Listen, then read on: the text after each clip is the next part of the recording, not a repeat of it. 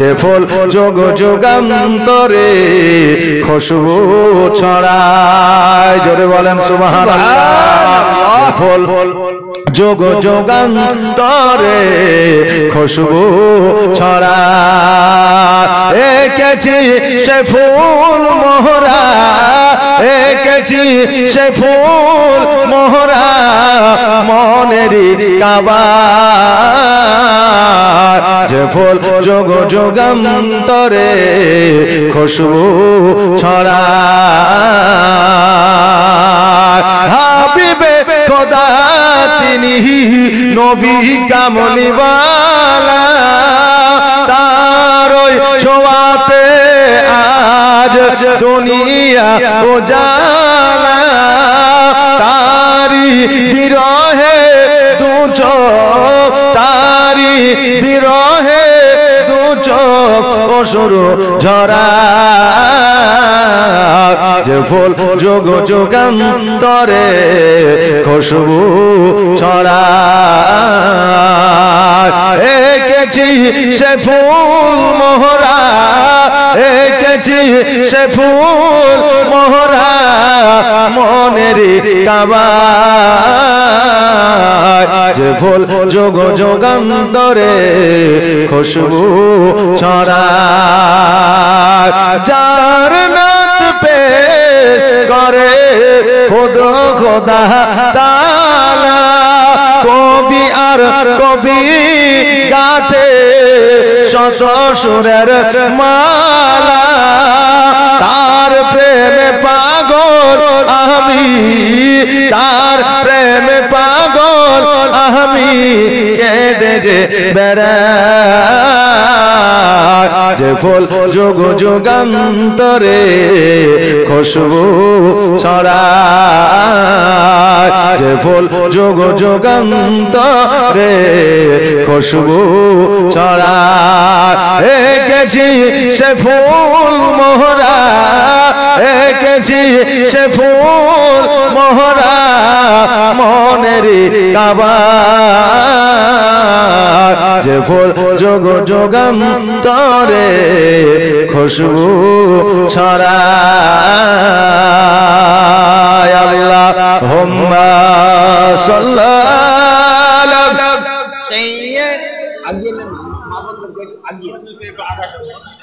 মুহাম্মাদ ওয়া আলা আলি সাইয়্যিদিনা মাওলানা মুহাম্মদ। মা বোনেরা গো, এই দেখেন পেছনের জায়গা একটু শর্ট পড়েছে, আমার মায়েরা এসে দাঁড়িয়ে থাকছে, মায়েরা একটু আগিয়ে আসেন তো, সামনে খালি জায়গা আছে, একটু একটু করে আগিয়ে আসেন।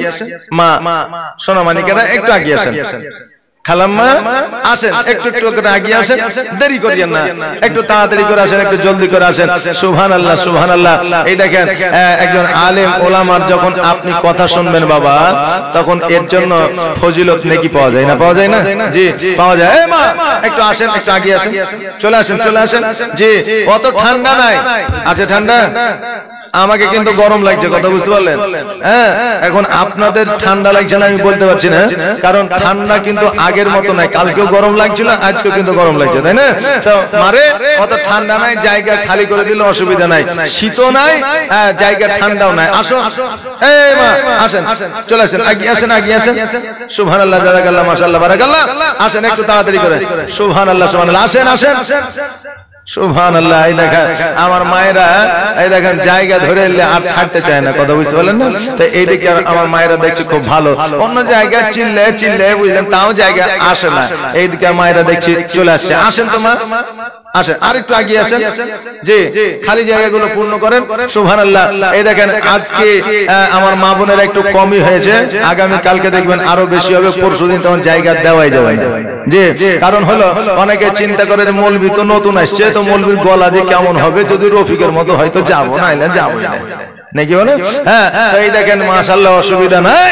আমার মা বোনেরা কালকে থেকে আরো আসবে, তা আগে থেকে জায়গাগুলো একটু পূর্ণ করে নিয়ে থাকবেন, আসেন। আর যদি না আসেন তো এই সাইডটা একটু খালি করে রাখবেন, যারা পরে আসবে তারা এসে সামনে বসে যায়, নাকি পরে এসে ওখানে পেছনে যারা থাকবে বলে আগে চলে যাও, তাহলে চলে আসবে এখানে এসে বসে যাবে। আর একবার দরুদ পড়েন, আল্লাহুম্মা সাল্লি আলা মাওলানা মুহাম্মাদ ওয়া আলা আলি সাইয়্যিদিনা মাওলানা মুহাম্মাদ। ও বাবা রে ভাইরা,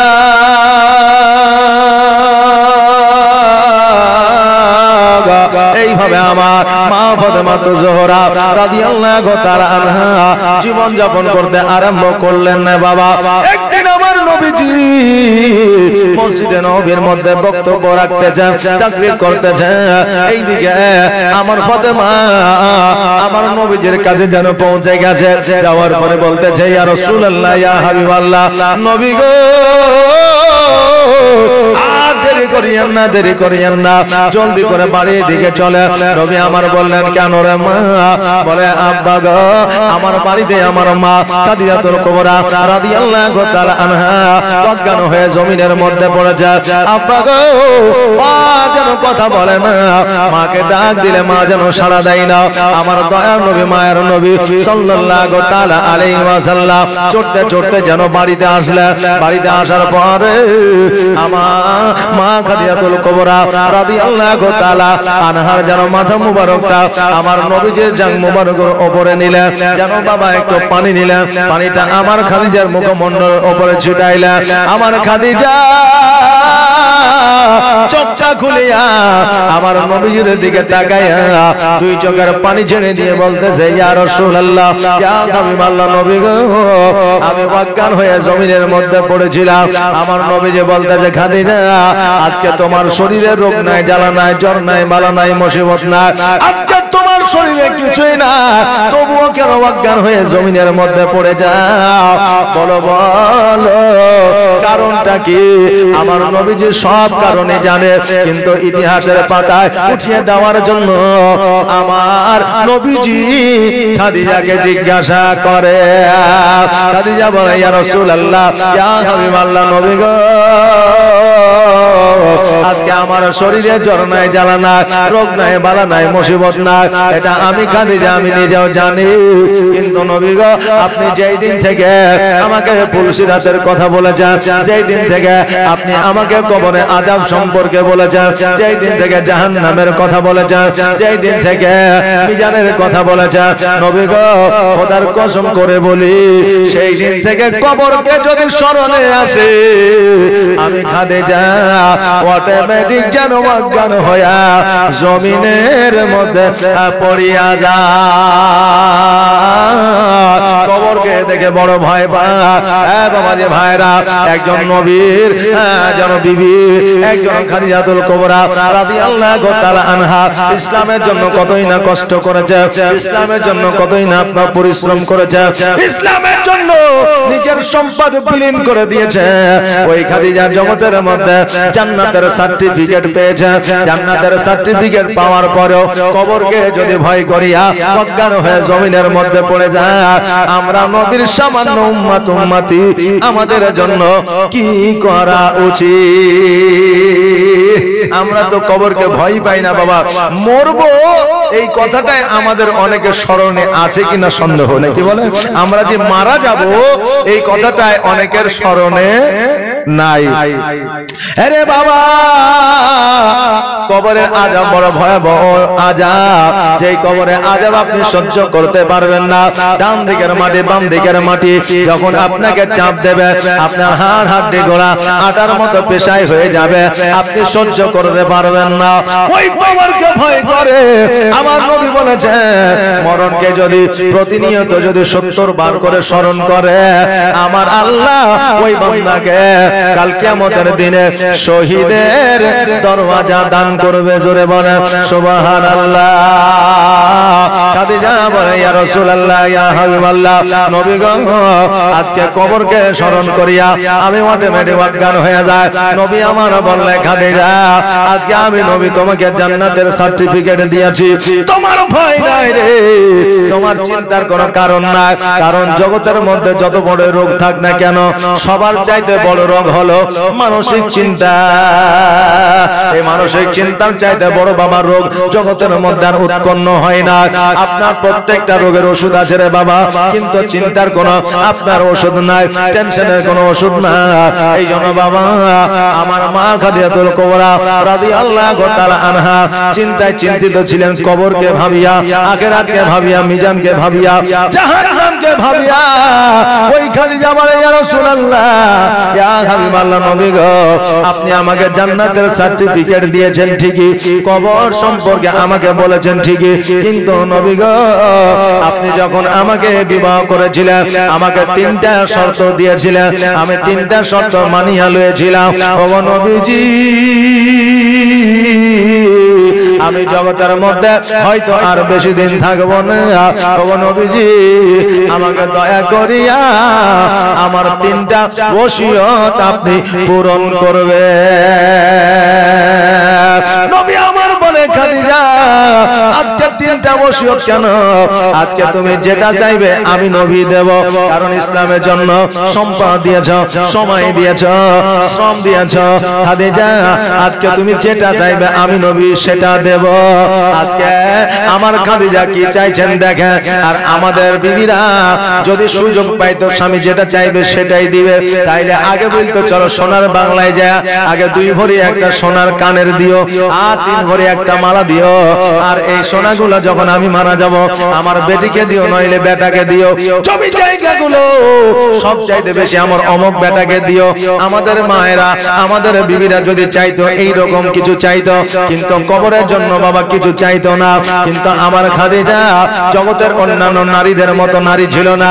খাদিজা বলে ওগো আমার প্রাণের স্বামী আজকে আমি যখন ইন্তেকাল করব আমার 3টা ওসিয়ত পূরণ করবে। স্বামী গো আজকে 3টা ওসিয়তের আমার দরকার, 3000 ওসিয়তের দরকার না।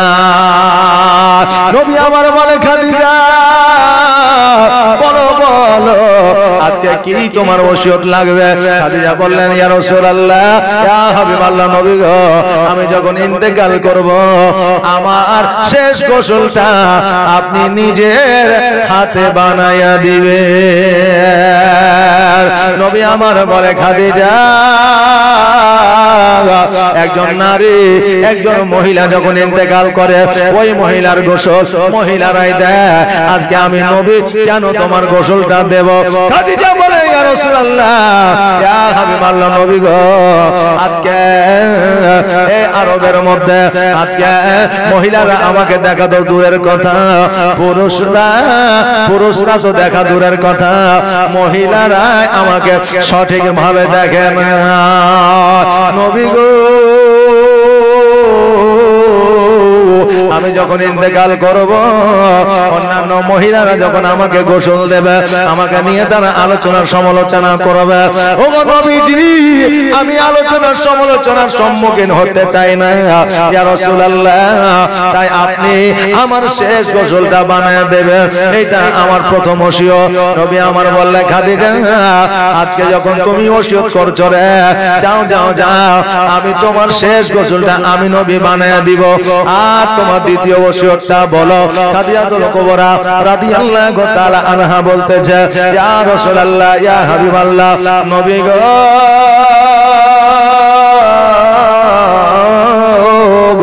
আজকে আমি যখন ইন্তেকাল করব আমার দ্বিতীয় ওসিয়তটা হলো যে আজকে জগতের কোন কাপড় নিয়ে এসে আমাকে কাফন বানায়া দিবেন না, জগতের কোন কাফন আমাকে দেবেন না। আজকে আপনার পুরনো জুব্বা মোবারক দিয়া আমার জন্য কাফন বানায়া দিবেন। নবী আমার বলে খাদিজা, ও খাদিজা খাদিজা শোনো রে, আজকে তোমাকে আমি নতুন একটা কাপড় দেব। আমি ভেবেছিলাম জীবনে তোমাকে আমি ভালো একটা কাপড় দিতে পারি না, শেষ সময় একটা নতুন কাফন দেব। আজকে তুমি আমার পুরনো জুব্বা কেন চাও? খাদিজা বলতে যাই, ইয়া রাসূলুল্লাহ, ইয়া হাবিবাল্লাহ, নবী গো, তাহিয়া কালবি নামক একজন আল্লাহর বান্দা ছিল। একটা নয়, দুইটা নয়, তিনটা নয়, চারটা নয়, 99টা 101টা কন্যাকে হত্যা করেছিল। ওই আপনার কাছে দাইয়া কালবি এসেছিল, তার গায়ে আপনি চাদরটা জড়ায়া দিয়েছিলেন। আলী বলেছিল, ইয়া রাসূলুল্লাহ, আমার চাদরটা এই পাপিষ্ঠকে দিতে পারতেন, আপনার চাদরটা কেন দিয়েছেন? আমার আবু বকর বলেছিল, আমার চাদরটা দিতে পারতেন, আপনার চাদরটা কেন দিয়েছেন? নবী গো, আপনি বলেছিলেন আবু বকর তোমার চাদরটা দিলে দাহিয়া কালবির গুনাহ মাফ হইতো না। আজকে আলী তোমার চাদরটা দিলে দাহিয়া কালবির গুনাহ মাফ হইতো না।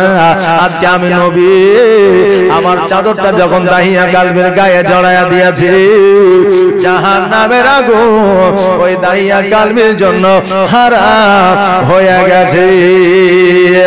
নবী গো, আজকে আপনার চাদরে যদি এত পাওয়ার হতে পারে, আজকে আপনার জুব্বার পাওয়ার কত হবে? ওগো নবীজি, আজকে যদি আপনার জুব্বা দিয়া আমার জন্য কাফন বানায় দেয়, কবরের ক্ষমতা হবে না। ডান দিকের মাটি বাম দিকের মাটি আমাকে তারা চাপ দেবে।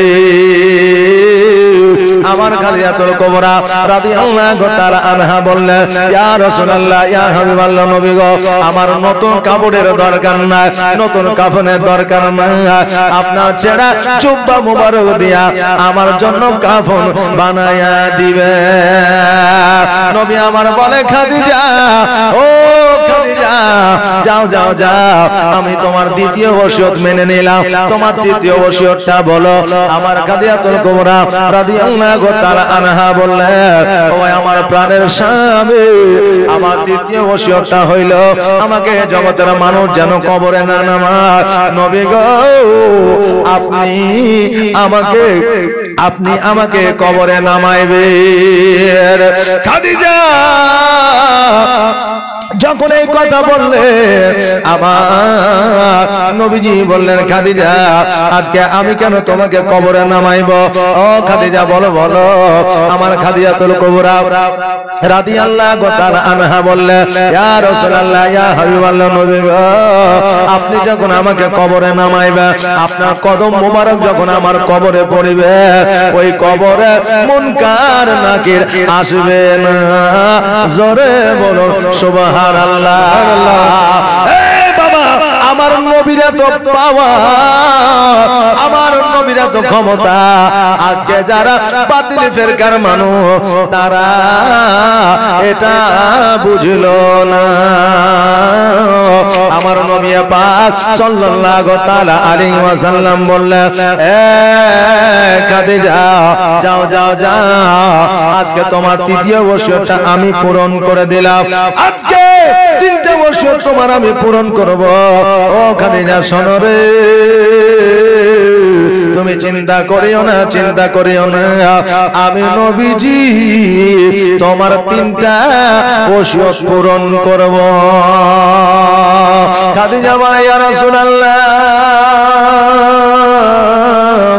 ইয়া হাবিবাল্লাহ, নবী গো, আজকে আমি জগতের মধ্যে আর বেশি দিন হয়তো থাকবো না।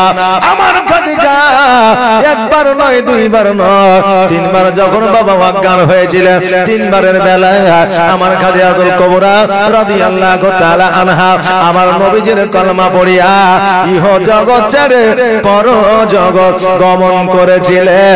একবার আওয়াজ দিয়ে পড়া যাবে না, ইন্না লিল্লাহি ওয়া ইন্না ইলাইহি রাজিউন। জীবনের অন্তিম কালে আজরাইল আসিয়া সোনার জীবন যাবে রে লইয়া, সোনার জীবন যাবে রে লইয়া। জীবনের অন্তিম কালে আজরাইল আসিয়া সোনার জীবন যাবে লইয়া সোনার জীবন যাবে লইয়া এত যতনে যারে তুমি ঘরেতে রাখিলে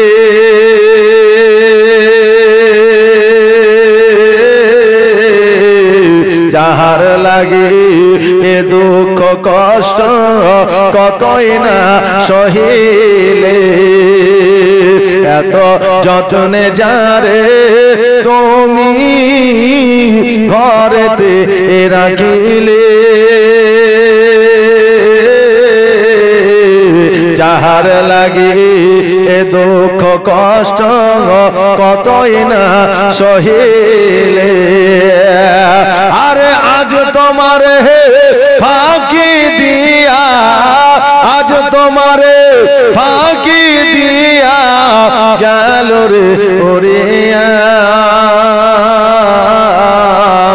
সোনার জীবন যাবে রে লইয়া জীবনের অন্তিম কালে আজরাইলে আসিয়া সোনার জীবন যাবে রে লইয়া সোনার জীবন যাবে রে লইয়া কবর তোমার এ মাটির ঘর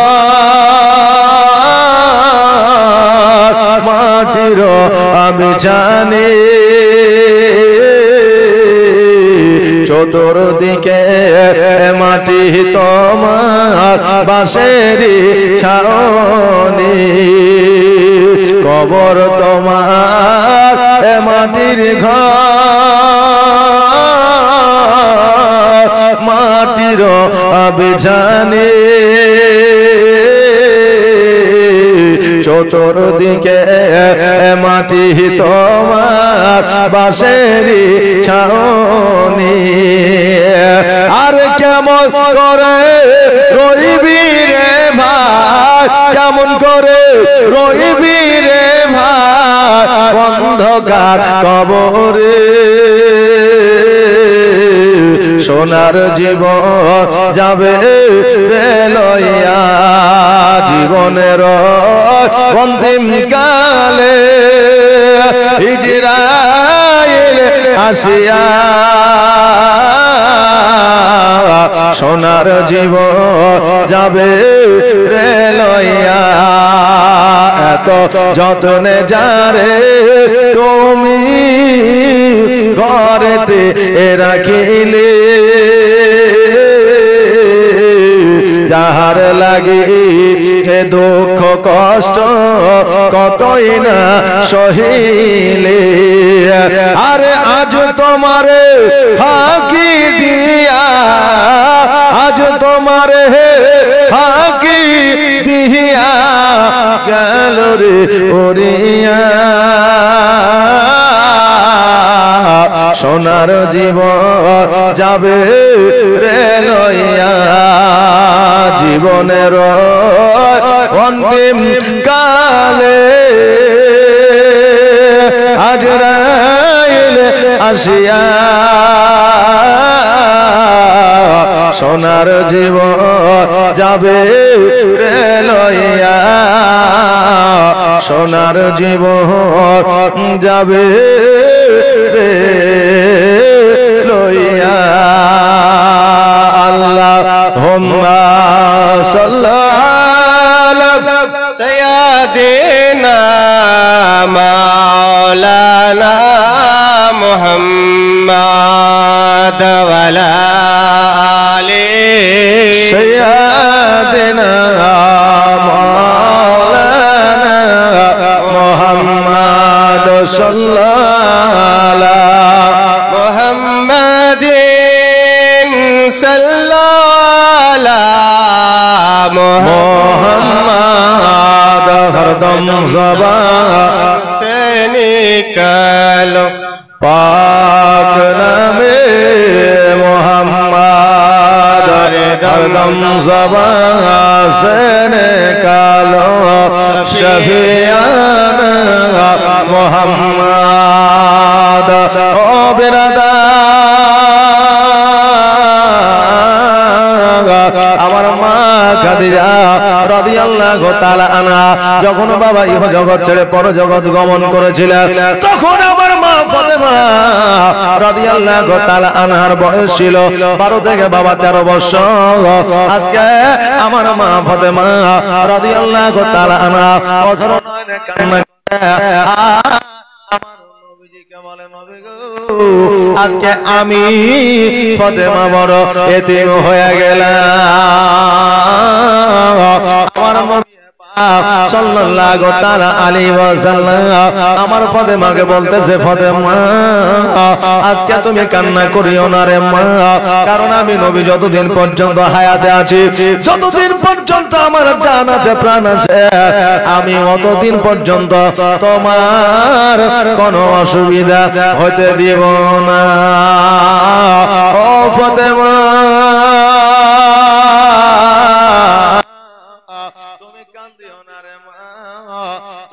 চোখের পানি আমি সহ্য করতে পারি না। নবী আমার কাদিয়াতুল কুবরা রাদিয়াল্লাহু তাআলা আনহাকে বাবা কানহাকে বাবা গোসল বানায়া দিল। গোসল বানায়া দেওয়ার পরে আমার নবী মুস্তাফা সাল্লাল্লাহু তাআলা আলাইহি ওয়াসাল্লাম যেন বাবা জুব্বা মুবারক দিয়ে কাফন বানায়া দিল। কাফন বানায়া দেওয়ার পরে আমার নবীজি আমার খাদিজাতুল কুবরা রাদিয়াল্লাহু তাআলা আনহাকে লইয়া জানো বাবা কবরে নামাইলো। আর কবরে নামাইয়া দেওয়ার পরে আমার নবীজি দুইখানা হাত উঠায়া আল্লাহর দরবারে বলল, আল্লাহ গো আজকে এই খাদিজা কতই না পরিশ্রম করেছে, এই খাদিজা ইসলামের জন্য টাকা পয়সা অট্টালিকা দান করে দিয়েছে।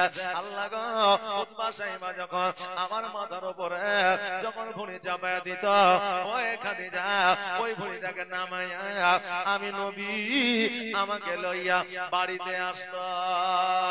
আল্লাহ আজকে এই খাদিজার কবরে তুমি জান্নাতের বিছানা বিছায়া দাও। আমার আল্লাহ বলে, হাবিব গো আজকে তোমার দোয়া আমি ফিরাইয়া দিব না, কালকেও ফিরাইয়া দিই না, কিয়ামত পর্যন্ত ফিরাইয়া দিব না। নবী গো যাও যাও যাও, আমি আল্লাহ খাদিজার কবরে জান্নাতের বিছানা বিছায়া দিলাম। ওই আমার বাবাজি ভাইরা আমার মায়েরা, আজকে আমার নবী পাক সাল্লাল্লাহু তাআলা আলাইহি ওয়াসাল্লাম জীবনে 3টা কবরে প্র্যাকটিক্যালে জান্নাতের বিছানা বিছায়া দিয়েছিলেন। 1 নম্বর তিনার চাচি ফাতেমার কবরে নেমেছিলেন, 2 নম্বর চাচা আমিরা হামজার কবরে নেমেছিলেন, 3 নম্বর খাদিজাতুল কুবরা রাদিয়াল্লাহু তাআলা আনহার কবরে নেমেছিলেন। আর 3টা কবরে আমার নবীজি আল্লাহর দরবারে দোয়া করে 3টা কবরে জান্নাতের বিছানা বিছায়া দিয়েছিলেন। আমার নবীজি আমার খাদিজাতুল কুবরা রাদিয়াল্লাহু তাআলা আনহাকে বাবা দাফন করে দেওয়ার পরে এইদিকে বাবারে আমার ফাতেমা জোহরা রাদিয়াল্লাহু তাআলা আনহা বাড়িতে আছে। আমার নবীজি খাদিজার কবরের পাশে 1 দিন নয়, 2 দিন নয়, 3 দিন নয়, 4 দিন নয়, 5 দিন নয়, 7 দিন পর্যন্ত খাদিজার কবরের কাছে আছে। জোরে বলেন সুবহানাল্লাহ। নবী আমার খাদিজাকে দাফন করে দেওয়ার পরে বাড়িতে যায় নাই, গ্রামে যায় নাই, গঞ্জে যায় নাই, শহরে যায় নাই, ওই খাদিজার কবরের কাছে 7 দিন পর্যন্ত ছিলেন। আহারে আমার নবীজি খাদিজাকে কত ভালোবাসতেন।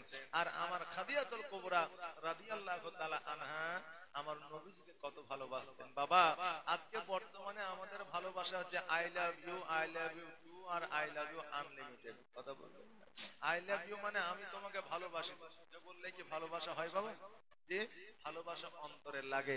আজকে বাবা আমাদের মধ্যে ভালোবাসার মধ্যে কত রকমের ডাক আর বললেন, জানো, সোনা, মনি, টিয়া, কলিজা, পাখি, পেশকা, কত রকমের ডাক, কিন্তু বাবা শুধু এগুলো মুখেই বর্তমানে, অন্তরে নাই। আপনি বলবেন হুজুর কেমন করে জানলেন? কারণ আগের বাপজিরা সোনা, মনি, কলিজা, টিয়া এই কথা বলতো না, আই লাভ ইউ আনলিমিটেড বলতো না, তাই বলে কি তাদের মহব্বত ভালোবাসা ছিল? ছিল। আগেই ভালোবাসা বেশি ছিল, এখনই কম আছে। বলবেন কেমন করে? কারণ নারী পুরুষ অর্থাৎ স্বামী স্ত্রীর মধ্যে ভালোবাসা থাকলে কোনোদিন পরকীয়া হবে না। আগে ভালোবাসা অটুট ছিল, এই জন্য পরকীয়া কম ছিল, আর এখন ভালোবাসা কম, তাই পরকীয়া বেশি। জোরে বলেন নাউজুবিল্লাহ। বেরাদার, ভালোবাসা থাকলে পরকীয়া হবে না। এখন বর্তমানে আমাদের কেমন হয়েছে জানেন? মুখে মনে হচ্ছে খুব ভালোবাসছে, কিন্তু অন্তরে অন্য চিন্তা ভাবনা। কারণ এখন নিজের স্ত্রী যদি ফোন করে দেখে স্বামীটা কি করছে, কাজ করছে না, কেমন আছে না ভালো আছে, তো দিনের বেলায় ফোন করেছে, হ্যাঁ গো কেমন আছো, তো বলছে এখন কাজের সময় ফোন করতে পারছে, ফোন রাখ, অন্য সময় ফোন করবে। যে আর যখন পরের স্ত্রী ফোন করছে, পর নারী ফোন করছে, তখন ফোনটা রিসিভ করে বলছে, হ্যাঁ জানো বলো, কাজ করছো না কি? বলছে না না, কাজ কাম কিছু নাই, ফ্রি আছি। যে আচ্ছা বলেন, পর নারীর কথায় যে স্বামী মুগ্ধ হবে, তার স্ত্রীর ব্যবহার ভালো, চরিত্র পাবে? পাবে জি? পাবে না। বাবা আমাদের ভালোবাসা এখন বেশিরভাগই মুখে। কারণ একজনের স্ত্রী মারা গেছে, পরের দিন কবরে যে তার স্ত্রী হাওয়া করছে। এখন গ্রামের মানুষ মনে করছে, আহারে এই লোকটা তো পাগল হয়ে যাবে, স্ত্রীকে কত ভালোবাসে, কবরে হাওয়া করছে। যাওয়ার পরে বলছে, চাচা কবরে হাওয়া করিয়েন না, এই হাওয়া কবরে পৌঁছাবে না, তো বাড়ি চলেন। বলছে আমি যা করছি করতে দাও, তোমরা যেখানে যাচ্ছ সেখানে যাও। তো বলছে, চাচা আপনি চাচিকে এত ভালোবাসেন? তো বলছে, এই খ্যাপা, ভালোবাসা টালোবাসা কিছু লয়, তোর চাচি যখন মারা যায় তো আমাকে একটা ওসিয়ত করে গেছে যে আমি মারা গেলে বিয়ে তো তুমি করবাই, তো কমসে কম কবরটা যতদিন না শুকাবে ততদিন বিয়েটা করিও না। তো ইমাম সাহেব যে হারে পানি মারিয়াছে, তো কবরটা শুকাইতে দেরি হয়ে যাবে, তাই আমি এসে হাওয়া করছি যাতে তাড়াতাড়ি শুকায় আর আমার বিয়েটাও যাতে তাড়াতাড়ি হয়ে যায়। যে এখন মানুষ মনে করছে হাওয়া করছে মহব্বতে, কিন্তু ও হাওয়া করছে স্বার্থে, যাতে আরেকটা বিয়ে তাড়াতাড়ি করা হয়। কথা বললেন না? আমরা এখন বললেন স্বার্থে বলি, জানো মনে, সোনা, টিয়া, কলিজা, পাখি, আই লাভ ইউ আনলিমিটেড, যার কোনো সময় মানে সীমারেখা নাই। কিন্তু বাবারে আমরা এগুলো মুখেই বলি, কিন্তু বাবা সবাই না। এখনো পর্যন্ত প্রেমিক প্রেমিকা, এখনো পর্যন্ত স্ত্রী স্বামীর ভালোবাসা অটুট আছে। জোরে বলেন সুবহানাল্লাহ। বাবারে আজকে ভালোবাসা আছে বলেই দুনিয়া টিকে আছে বেরাদার। তবে বাবা এখন 100-র মধ্যে 98টায় ভালোবাসায় ভেজাল আছে। জি, 98টা ভালোবাসায় ভেজাল আছে। সুবহানাল্লাহ। এ বেরাদার, আজকে আমার দয়ার নবী, মায়ার নবী, পৃথিবীর মধ্যে খাদিজাতুল কুবরা রাদিয়াল্লাহু তাআলা আনহাকে কত ভালোবেসেছিলেন, আমার খাদিজা কত ভালোবেসেছিলেন। মা আজকে স্বামী যদি স্ত্রীর জন্য একবার হাত দুখানা তুলে দোয়া করে দেয়, আমার আল্লাহ বলছেন ওই স্বামীর দোয়াকে কবুল করে নিয়ে আমি তার স্ত্রীকে জান্নাতবাসী করে দিই। জোরে বলেন সুবহানাল্লাহ। সুবহানাল্লাহ। আর একজন স্ত্রী যদি স্বামীর জন্য দোয়া করে দেয়, আমি ওই স্ত্রীর দোয়াকে কবুল করে নিয়ে তার স্বামীকে আমি জান্নাতবাসী করে দিই। জোরে বলেন সুবহানাল্লাহ। কারণ আমার রাসূল বলেছেন, যেই স্বামী স্ত্রীর কাছে ভালো, সে স্বয়ং প্রত্যেকটা মানুষের কাছে ভালো। জোরে বলেন সুবহানাল্লাহ। আপনার চরিত্র সম্পর্কে এলাকার মানুষ জানুক আর না জানুক, আপনার ব্যবহার সম্পর্কে আপনার পিতা ও মাতা, আপনার ভাই বোন জানুক আর না জানুক, নিজের স্ত্রী ঠিক জানতে পারবে। যে নিজের স্ত্রী জানতে পারবে, এই জন্য স্ত্রীর কাছে ভালো হইলে সব জায়গায় ভালো হওয়া যাবে। এই আমার বাবা যে ভাইরা, এই জন্য বাবারে আপনি যদি মনে করেন আমার জীবনটা পরিবর্তন করব, আমার জীবনটা পরিবর্তন করব, মুখে বললে হবে না। আজকে আপনাকে জীবনী শুনতে হবে, আজকে আপনাকে জীবনী বই পড়তে হবে, আজকে ইতিহাস পড়তে হবে, আজকে হাদিস ও কোরআন পড়তে হবে। পড়ার পরে তবে আপনার জীবন পরিবর্তন করতে পারবেন, নচেত আপনার জীবন পরিবর্তন করা সম্ভব নয়। বেরাদা